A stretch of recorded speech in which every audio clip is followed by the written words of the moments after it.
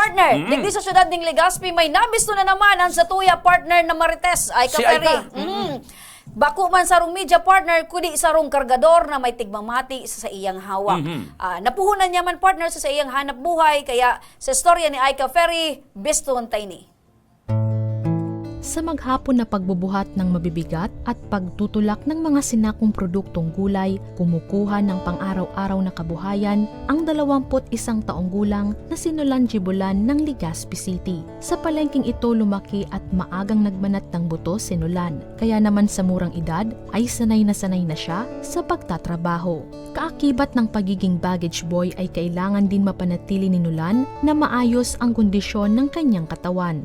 Ngunit, paano na lamang kung sa kalagitnaan ng iyong pagtatrabaho ay may di inaasahang aksidenteng mangyari sa iyo? Ito ang suliranin ngayon ni Nolan. Kwento niya, ika-5 nitong Marso nung makatama sa matulis na bagay ang kanyang ulo na siyang dahilan ng pagkasugat nito. Gue itong nakalagduman na signboard, tapos duro-diretso ako, tapos nakatanggo ako duman.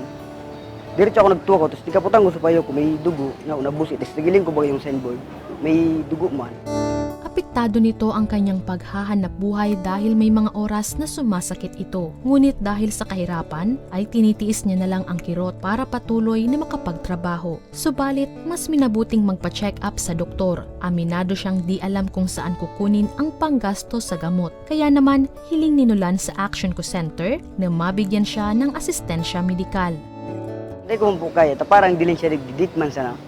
Minsan lang di maka 300. Araw mo niya maluyahon, di pa nga ilawang 200. Ang hagad ko lang, mabakal itong mga resitang bulong para marayin sa kuyang payuta. Minsan kaya pag di na kayo, nagkukulog man. Saan pag malipot, sumangay, makulog na naman. Sa pakikipagtulungan ng aming programa sa DSWD ay agad na tinugon ang kahilingan ni Nolan. Inabot rin namin ang food packs sa kanilang bahay.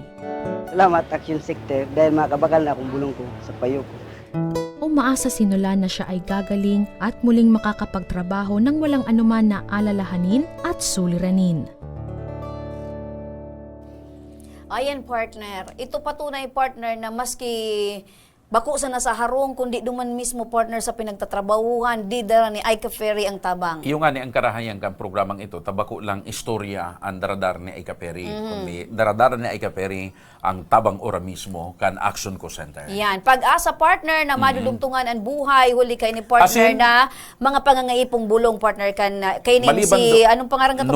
Nolan. Maliban sa daradara ni Aika Ferry na Food daradaman packs, kay Nolan, ipigrani pa sa DSWD. Correct. So, igwa pa si Nolan na pinaglalauman partner na financial assistance sa tabang man yan kang DSWD.